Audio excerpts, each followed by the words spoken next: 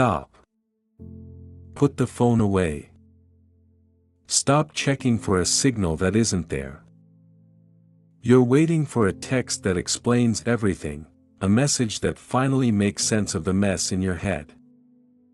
Or worse, you're waiting for an apology that you already know, deep down, is just another calculated lie.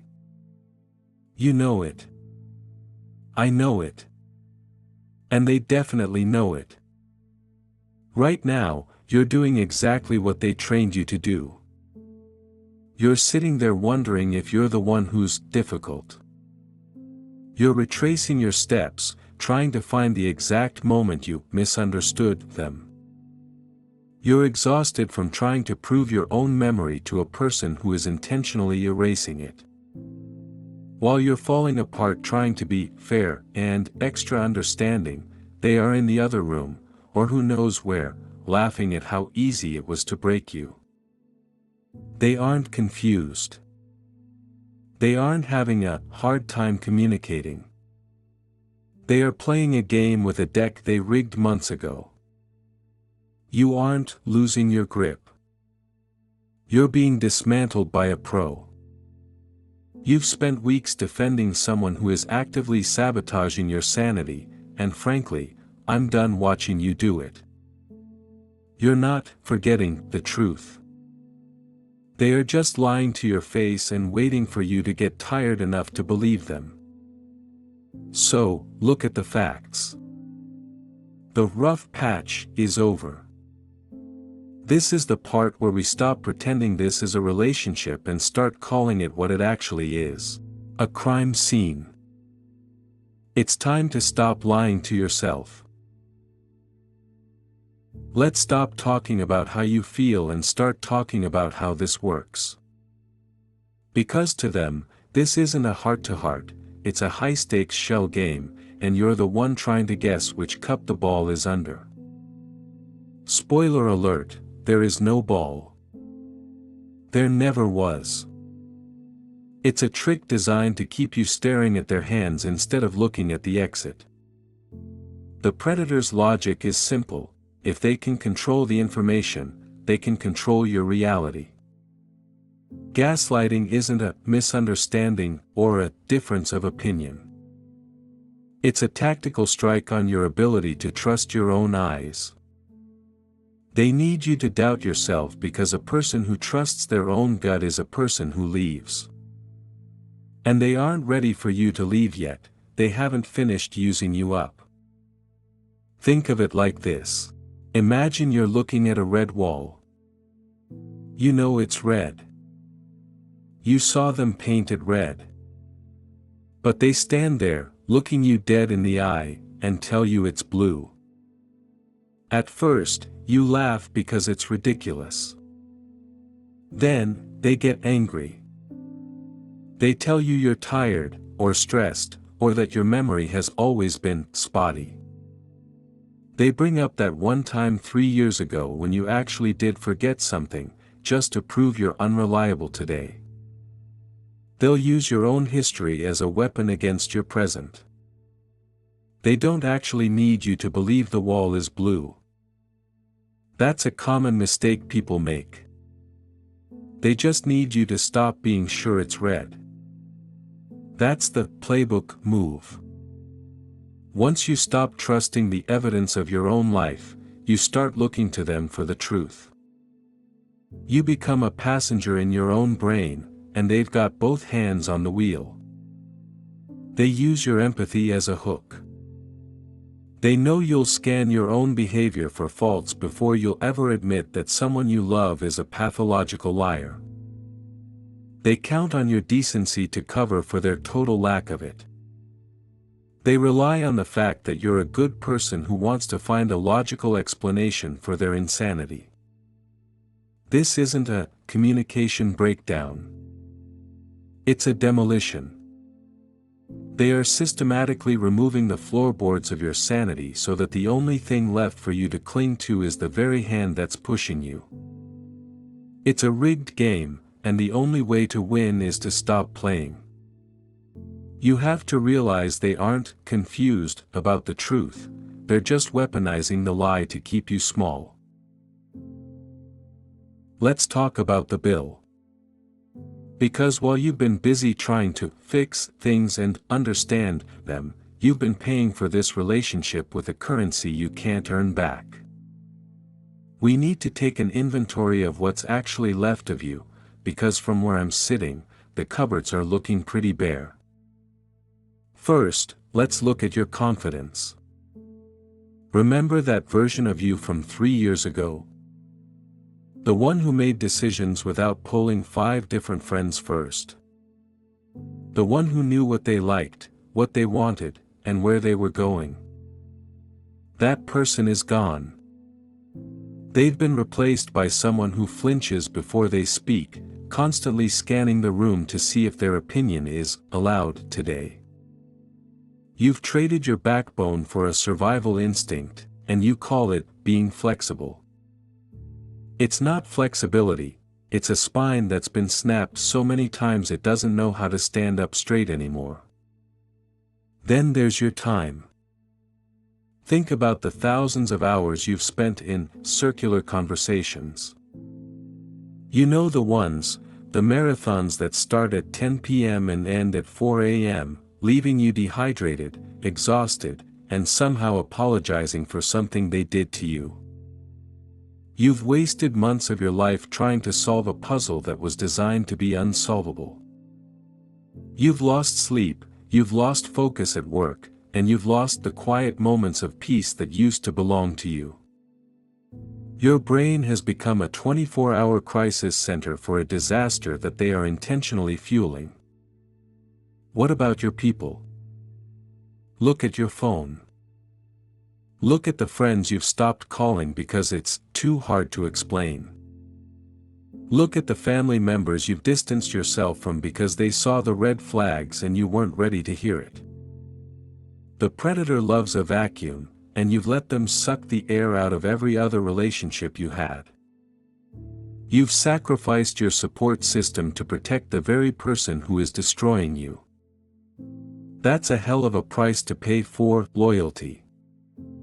And finally, the biggest loss of all, your joy. When was the last time you laughed until it hurt? When was the last time you felt truly safe, with your guard completely down, without waiting for the other shoe to drop? You're living in a state of permanent orange alert. You've traded your happiness for stability, but here's the kicker, you don't even have the stability. You're paying for a luxury suite and living in a basement. You've been hollowed out. You've let them take your memories, your friends, your sleep, and your self-respect. You've given them everything, and in return, they've given you a headache and a sense of dread that starts the second you hear their keys in the door. It's time to stop looking at what you might gain if they change, and start looking at what you've already lost while waiting. The inventory is clear, you are bankrupt, and they are still asking for more. The excuses are already starting to surface, aren't they? That internal reflex to protect the very person whose behavior has been hurting you. Stop. Just stop. There is no need to play the defense attorney for someone who is currently robbing you of your sanity. Look at the hard childhood card.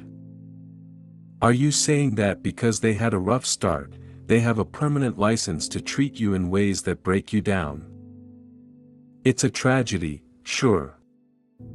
But being hurt in the past doesn't give anyone the right to hurt you now. There are millions of people who walked through fire and came out determined to never harm another soul.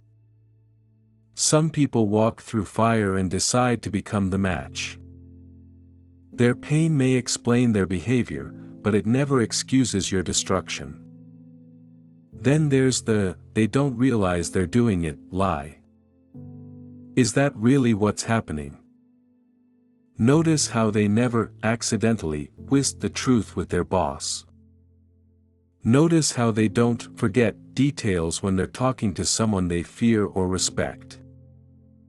They are perfectly capable of being consistent, honest, and professional when the stakes are high for them.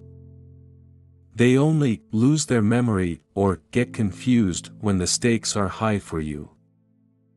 That's not a clumsy mistake. That's a strategy.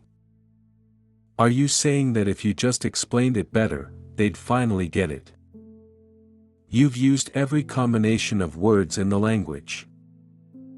You've used tears, logic, silence. They aren't failing to understand. They are refusing to acknowledge. There is no magic sentence that will make someone suddenly value your reality over their control. You're trying to teach a person to see color when they've already decided they benefit from everyone being blind. Stop looking for the good heart underneath the behavior. The behavior is the heart. If someone kicks you every time you walk through the door, it doesn't matter if they say they love you while they're doing it. The bruise is the only truth that matters. You're staying because you're waiting for a version of them that doesn't exist. That soulmate, from the beginning, that was just the bait. The person standing there right now, the one who lies without blinking, that's the version you're dealing with. Stop trying to save a mask. You aren't giving up on a relationship. You're finally starting to show up for your own life. So, here it is. The lights are low, the excuses are dead on the floor, and the truth is the only thing left in the room. You can feel it in your chest, that heavy, cold knot that's been there for months. Are you really going to tell yourself it's just stress one more time? It's not. It's your soul trying to wake you up before there's nothing left to save. There is a choice to make, and it's the hardest one anyone ever faces. The options are right there, plain as day. You can walk back into that fog. You can go back to that house, look at that person, and try to convince yourself that this time will be different. You can keep pouring your life into a cracked vessel, hoping that if you just give enough, the leaks will stop. You can choose to believe the lie for another week, another month, or another decade. But the ending to that story is already written. You've seen the credits roll 100 times already. Or, you can decide that your sanity is worth more than their comfort. You can accept the terrifying reality that the person you love doesn't actually exist, that they were just a character played by someone who needed an audience. You can choose to be the person who walks away from a rigged game, even if it means walking into the unknown. It isn't going to be easy. It's going to hurt. It's going to feel like tearing off a limb. But a missing limb is better than a slow-acting poison that eventually takes the whole body. The playbook is open. The tricks are exposed. You aren't forgetting anything. You aren't crazy. You've just been lied to by someone who learned exactly where your soft spots were. Now that the gears of the machine are visible, they can't be unseen. The illusion is gone. The door is right there. There is no need for an explanation. No need for a final talk. And certainly no need for permission. The only thing left is to decide if you finally had enough of being erased. The talk is over. The rest is yours.